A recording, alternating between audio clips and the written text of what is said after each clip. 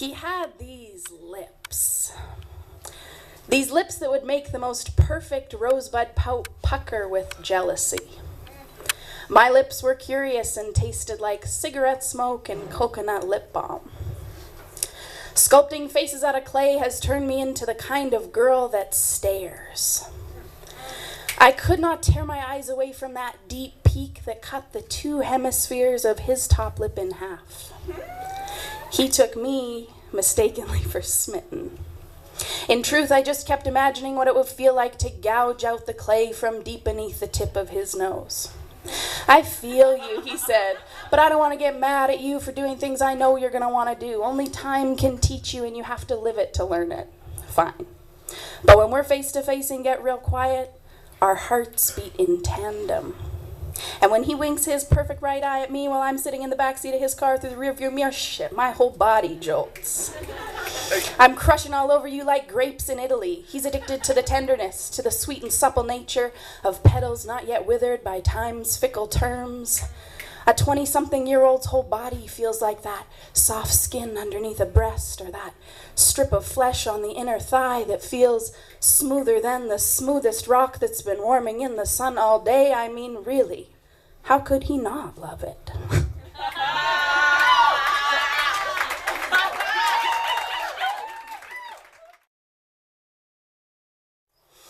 If they say that age is equivalent to experience, then I'll admit I'm green. But what I've seen has shook me.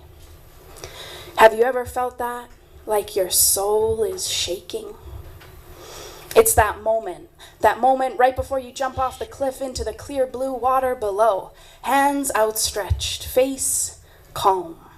Feeling every ounce of your whole being sink into the hands of Mother Earth like you've come home. Where do these moments come from? How do we connect to that infinite knowledge that exists in that space when you close your eyes? This, what we see, is fragmented. It's not whole.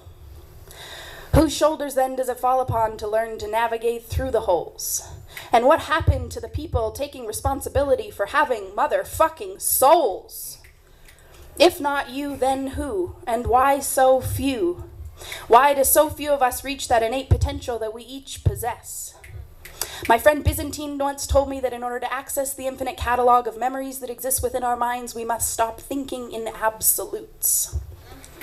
Have you ever had a memory flash before your eyes, unexpected and familiar? What did you do before you remembered?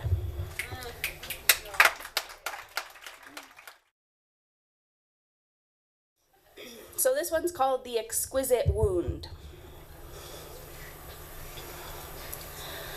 I've got this exquisite wound, you see, because my mother was taken, snatched away from me.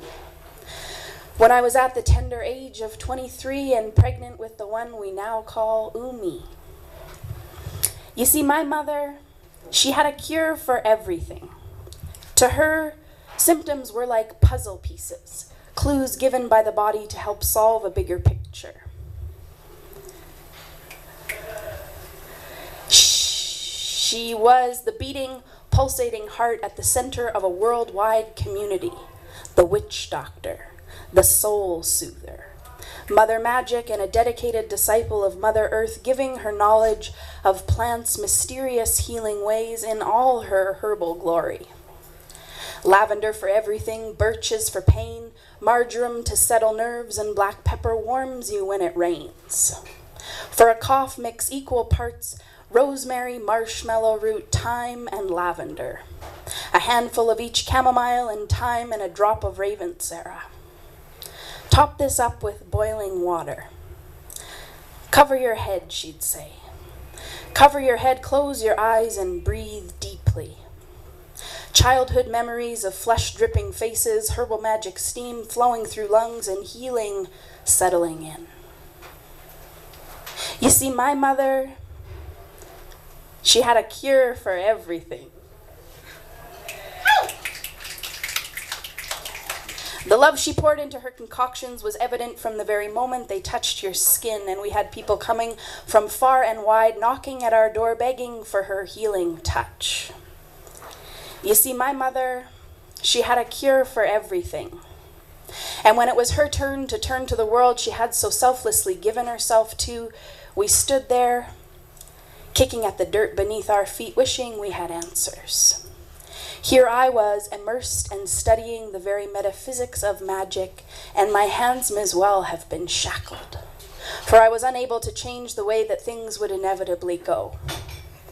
Perhaps my teacher suggested you need to change the very idea of what healing might look like. It's not your job, he said, to convince her that it will be all right, merely to remind her how it always was. You can give her lightness in an existence now found heavy. I've got this exquisite wound, you see, because I had just discovered there was life within me. When they told us that nagging stomach ache my mother had was not an ulcer. Lymphoma, we said. Lymphoma we can treat. It was not lymphoma, it was stage 4 metastatic colon cancer, and it was everywhere. It had spread to every corner of her body the same way sweet mint spreads in the summertime backyard when the sun's left in charge and the plant blooms untamed. It took 8 weeks for my baby to grow a ½ pound, my waist to grow 5 inches, and for my mother to die. She was my best friend and my greatest champion. And in a world where so few women feel truly honored and accepted by their mothers, it can only be some cosmic irony, not yet revealed to me, why this perfect mother was to be snuffed out so quickly.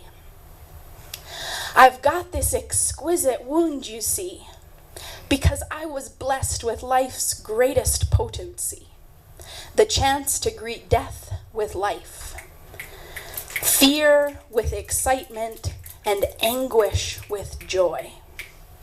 I've got this exquisite wound, you see, because when I lost my mother, I was given Umi.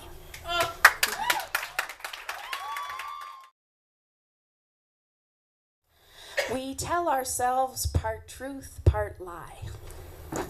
We tell these lies to numb the pain, to drown the voice inside that whispers, "Oh dear God, what have I done? How did it get so far, and how is it I feel so numb?" To think that normal consisted of a mother guarding her sweet young cub, mattress pushed up against the door to give more time to brace for war. There is a primitive force that takes over when threats are detected close under cover. The greatest betrayal that cuts us so deep is the one that will cut you is always so sweet. That honey, that nectar that tempts us for more was the same stuff that fueled that terrible war. Trust was first given, yet still earned very slowly. The recovery from pain presented as holy. We put away truths we know to exist when accepting that truth makes us feel pissed. The stage had been set, both the victim and savior take their places in brace for impending behavior. The back and the forth, the threats and the lies, covering faces to stifle deep cries. Pure exhaustion sets in from existing on edge, and thoughts creep in like, what's over that ledge? And always, just always, enough love is given at just the right time to erase the prison like tomb that's engulfed me wholeheartedly, truly, fully disconnected from who used to be me.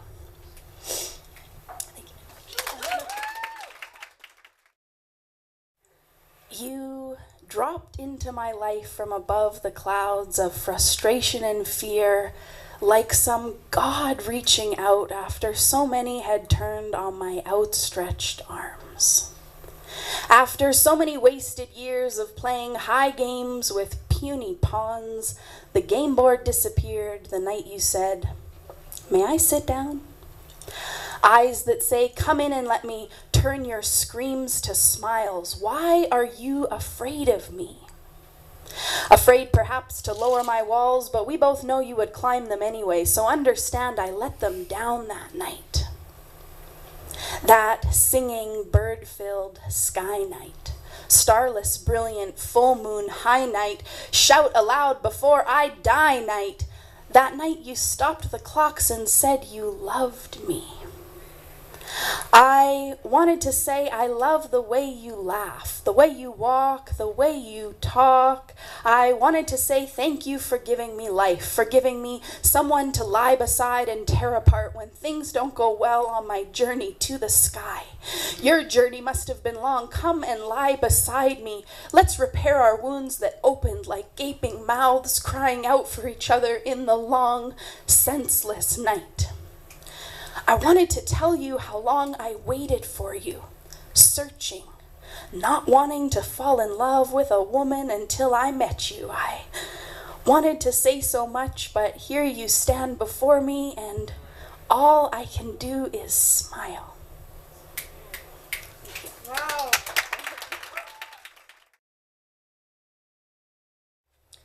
They don't want you to talk about it. How it starts off with platitudes of romance, pedestals, and adoration, and once trust is earned, follow control, jealousy, subtle manipulation, systematic isolation, microscopic concentration. They don't want you to talk about it. How you got so swept up in the romance, the music, the passion, the project, convinced by them that you are their savior, and it is through you and you alone that they may reach exaltation. They don't want you to talk about it. How at some point that ability to save turned into an all-consuming responsibility, but by then the burden was so familiar that you had grown comfortable in the discomfort, and reaching for something different or better seemed like something that only other people deserved. They don't want you to talk about it. How the loneliness seeps into your bones like a tea bag that's been left steeping 3 days too long. They don't want you to talk about it. How they know everyone on the outside world looks in and sees this dreamy, idyllic life that is so far from the truth that you dare not speak a word. They don't want you to talk about it. How everything feels like your fault. How you're always saying sorry. How the feeling of eggshells on the soles of your feet is as familiar as the rising sun. They don't want you to talk about it. How your friends still keep in touch, but mostly just look at you with sad eyes and long sighs and lamentations and recitations of memories of better times. They don't want you to talk about it. How sex is used as a tool to glean vulnerability and connection that would otherwise not be given. They don't want you to talk about it. How your money disappears faster than you can make it, and there's always an extraordinary explanation as to why those dollars were so desperately needed. They don't want you to talk about it. How they'll buy drugs before eggs, milk, and cheese. They don't want you to talk about it. How they'll beat you and then take you for dinner, but not before asking you to wear long sleeves to hide your bruised skin. They don't want you to talk about it. How you wait till they leave to allow the heaves, the sobs, and sadness take over, and just for a moment oblivion surrounds you, and you forget just how far from yourself you've become. They don't want you to talk about it. How you can fit into jeans from when you were 16 and the bones in your hips jut out in a way that no one whose hips have borne a child should jut. They don't want you to talk about it. How you have the capacity to rise up, to heal, to transcend, to totally annihilate the false self that they have been convincing you is you for far too long. They don't want you to talk about it. How you and everyone else in this world is individually responsible for creating and maintaining your own happiness and well-being. They don't want you to talk about it. How deep down you know belonging in a real way is always more important than looking good. They don't want you to talk about it. How with courage, honesty, connection, and heart, freedom may be sought, and that no matter what, life is never easy, but it can be joyful. They don't want you to talk about it. And they certainly don't want me to talk to you about it, and yet, here we are. Yeah!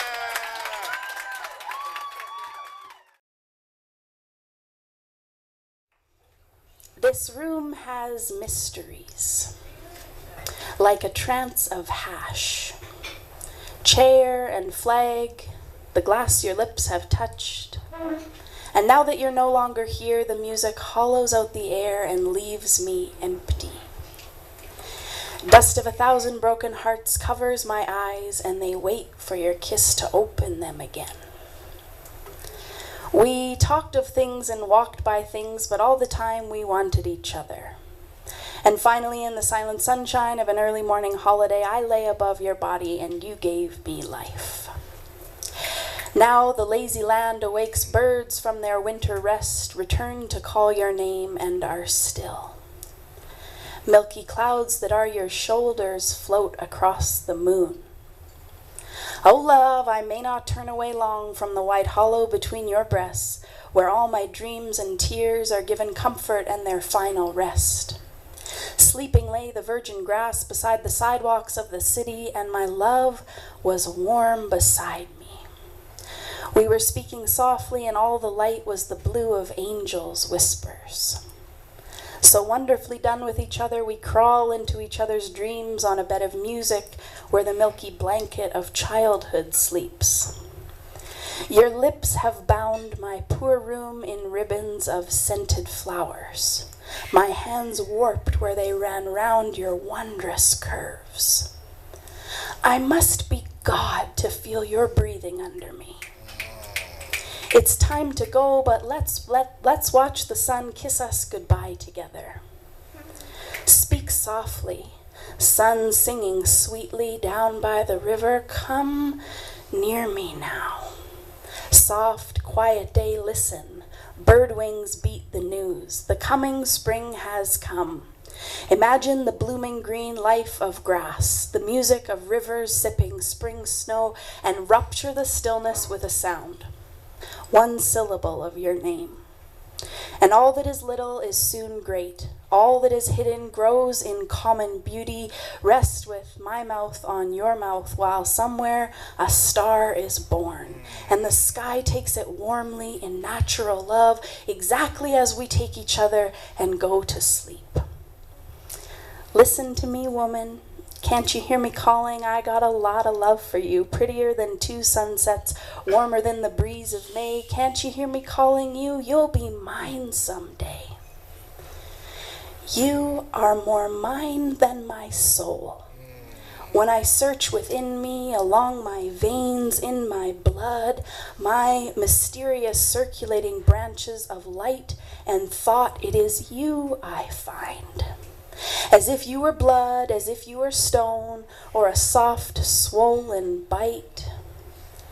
Deep in me you grow, unfathomable in your origin.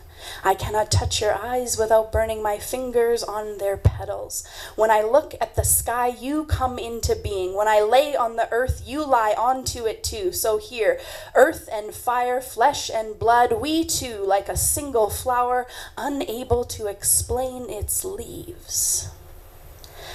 Let us always waste our lives announcing beauty to the world while the sun sits still, his fortune passing through the hands of fools and lovers. Have I not laid with angels when your lips I kiss, so gentle, so warm and sweet? Sincerity and love are your birthright. The world is a place of pussy willows and roses when you are here. I am full of love and wonder, like a boy finding stars in daytime, and there is nothing cruel or wasted anywhere.